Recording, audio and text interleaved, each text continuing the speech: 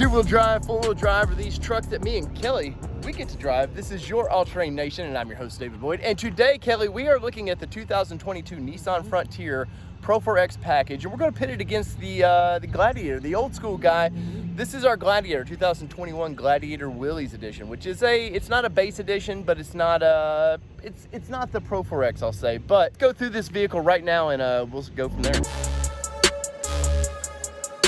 All right, so today we're going to talk about the 2022 Frontier Pro4x. So I'm actually surprisingly excited about driving this vehicle. So let's talk about it a little bit. So you've got the lights are different for us here today than what we've seen in about 15, 16 years. It's been a while with these lights, man. It's been a minute that we have waited for a complete redesign. So again, I'm a big fan of the lights. I'm actually a big fan of the lights, surprisingly, because I didn't expect to like them from pictures. Let me tell you, in person, it looks so much better than the pictures do it justice. The grille, we've stepped up the grille a bit, because we used to come over quite a bit over the front. So we know that Nissan and a lot of the brands are actually starting to make sure we all know what vehicle is on the front. Yes. Plaster and Frontier on the front so nobody questions what vehicle we're looking at. And it reminds me of our Titan. It does. It does. It actually reminds me quite a bit of the Titan. And honestly, I don't typically like the full body color. I typically like two-tone. I know Dave is more of a fan of the one color, but I actually like the one color on this one. And we all know we talk about fender flares. If you're going to do fender flares, don't make them crazy, obnoxious. Do them right. And I think that Nissan has done them well this time. What about these wheels, Kelly? These are Pro4x wheels, and Nissan, they generally do a pretty good off-road package wheel. Yeah, and I'm actually a big fan. Had I had these for my Xterra, I would have been very happy with these wheels for the Xterra. All right, so go around the side. Let's see, because they've done a lot of body changes. The last Frontier was pretty flat, not a lot of character, pretty 2000s, I'll say. So what have they done to this one? Yeah, I will definitely say, you know, you've given her some body lines. You know, you've almost given her some shoulders too, to kind of give her that smooth look. You've got some cuts in the side that you didn't used to have. Again, but we're talking about a vehicle that took 15 years to get a redesign. So, I mean, you got to do something to step it up, right? You've got your smooth lines on the roof. I actually like that they don't have the rack on this one. Because really? I used to think, you know how I felt, Dave. Like, yeah. I really liked the rack because I felt it stepped it out. Sporty, but I'm glad they got rid of it. They kind of classing this package up now, I think. Yeah, absolutely. Classic Jeep design, so I'm not going to compare the two on that because this is a modern looking vehicle and, well, this is sort of a throwback vehicle, but for the price, you're getting old school lights on the Jeep. It's kind of a bummer, man, because of this day and age, you're getting LED on the Pro4x, and I'm only comparing these two because they're about the same price point. Yes, Nissan still, you can get an S model on this and you get the old school halogen lights if you want that, but we're talking about a price point in this vehicle. Well, so we're getting off-road tires, real off-road tires with the Jeep. The Nissan, we're getting ATs, which they're even calling them ATs is kind of funny to me. They're like a road tire, but down the design of it, once again, the colors are pretty identical. The hood, the way the hood opens on this, you do have a stick to hold the hood up. We just talked about Nissan has the more modern way with the struts to help hold the hood up.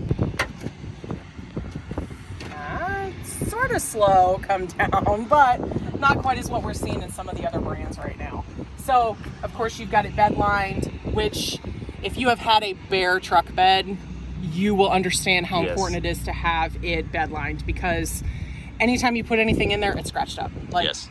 It just is. Now, granted, some people are going to say it's a truck, it's supposed to be scratched up, but at the same point, when you're paying $42,000 for a truck, do you really want your truck bed to be scratched up right away? Right, and the classic Nissan, the hooks cleats that they have, the cleats, which I've always liked those in the Frontiers and the Titan that we've had. They actually are very handy, but this year, this generation, they've taken the center cleats away. Again, Jeep's very proud of being a Jeep, right? As they should be. You're getting a camera, which we're going to get into cameras because there is a discrepancy with that.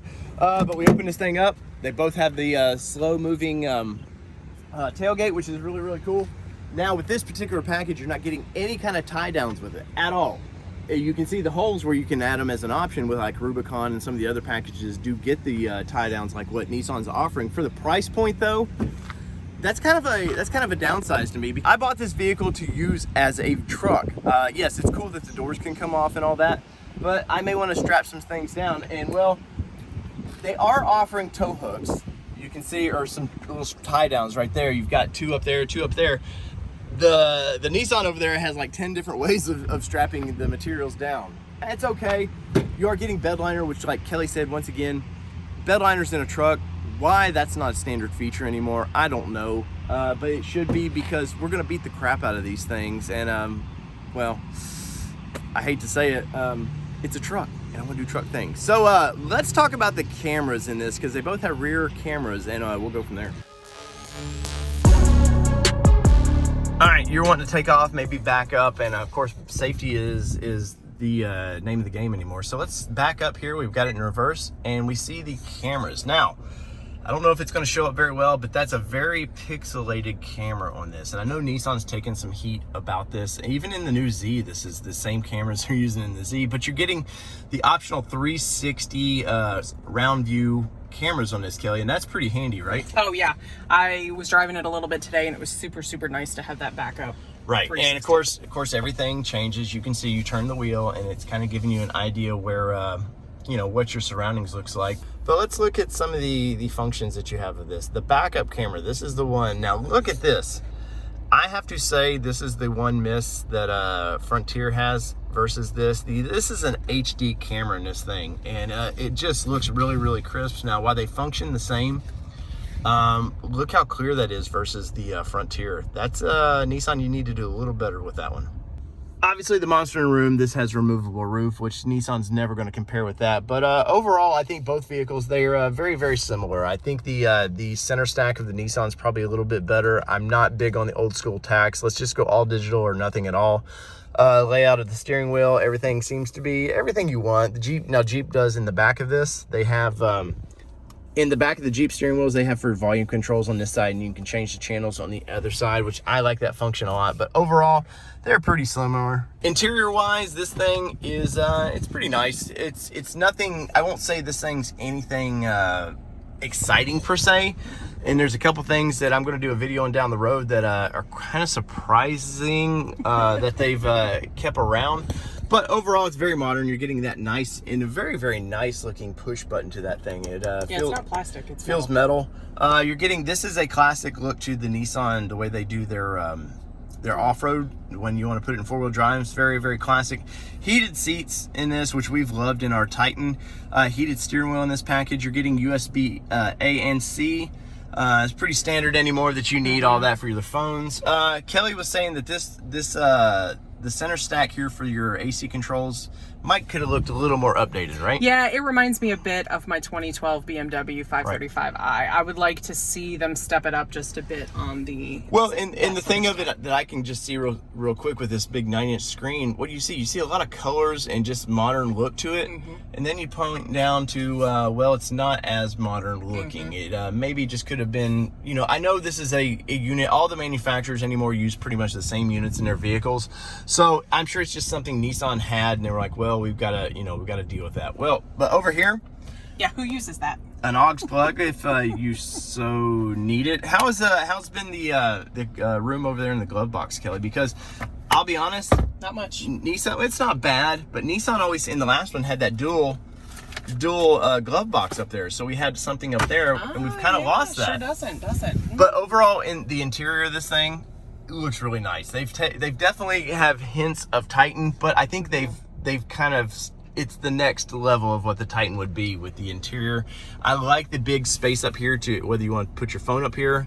Looks like there's a little mat here. So if you, which for those of you that don't know, that is typically dishwasher friendly. Yes, so those are nice if you get it all dirty. I don't know who would store French fries or anything up there, but maybe they want to. When you got family. That's right. But this big 9-inch screen in this thing, Kelly, that's pretty nice compared to the Jeep. A lot better, right? Oh, so much better. The digital display itself is just amazing. Honestly, the whole cluster is so much better to me, in my personal opinion. Yeah, I like that they actually have menu buttons, something Toyota's taken a lot of heat on, where you can just go to your main, your main sources, and go from there. You got your camera button, so you can just click it and get the surround sound or surround view as you want. Actual physical knobs, which I'm always gonna love physical knobs, even on the AC and controls and everything. I'm just big on that. Yeah, I like some of the push buttons, but I definitely don't like a lever, which we've seen in some other vehicles. So I'd much rather have a dial itself. So we got to talk about the back seat, because guess what? You've still got little gremlins that you have to take with you sometimes. Sometimes they're adult gremlins. So let's talk about their comfort in the back seat. So honestly, I think that they would be pretty decently comfortable in the back here. You've got room for 3. There's actually quite a bit of width for the center, which you don't always find in the back seat of midsize trucks. Yeah, sometimes they're just the trucks are very narrow. Yeah. So yeah, they definitely it's just we small. can fit 5, but can you really? Right. And I think this one you can. The big thing that we always look for now, since Ford is seem to forget this, is cup holders. And does this thing have cup holders, Kelly? I mean, this has cup holders. Where would they be? I feel like oh, look at that. What is that? What is that? Cup holders. 2 fancy dancy little cup holders there. Right, and I like that it's kind of this plastic, so it should be easy to be cleaned. These are little rubber things to help hold the drinks in. Now, while these aren't removable, though, that's kind of a bummer. They're not. That is kind of a bummer, especially when the ones that are typically going to make the most mess are in the back seat. Yes.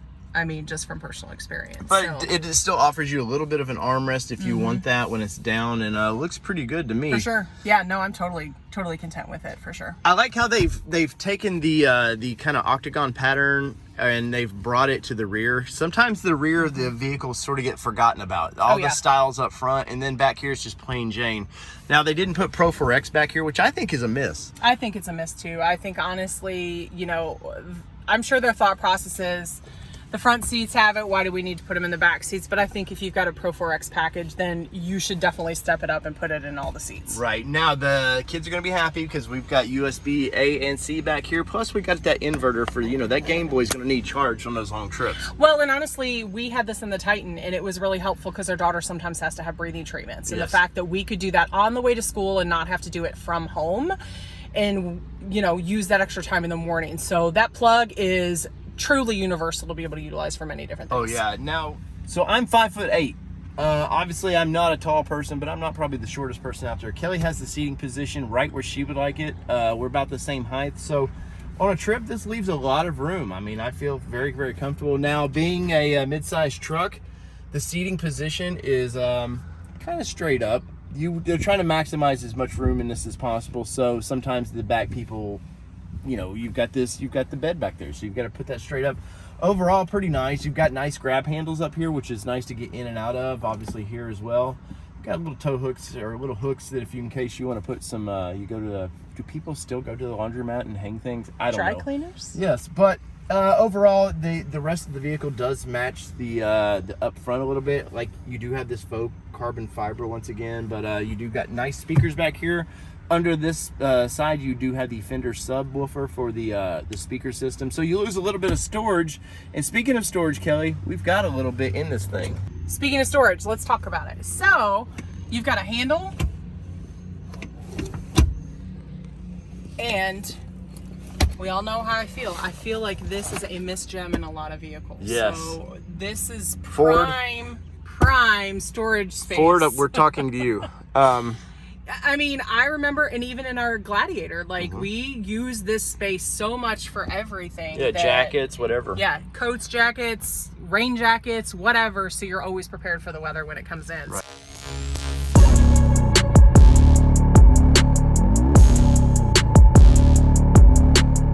There you go. There is the Nissan Frontier, the 2022 Pro4x Frontier, and it is a nice vehicle. Now, a couple things I could ding it on is probably tires. I think that the Nissan's putting the worst tires you could possibly put on this to call it an off-road package, but manufacturers do not like to put aggressive tires on these things because that's the first thing in the first 6 months surveys they send out that people ding them for is ride quality that way. So I understand why they've put maybe a lightly all-terrain tire on this thing, but I think if I were to buy one, it'd probably go right to the tire shop and get some BF Goodrich KO2s because I think that's a great tire for this vehicle.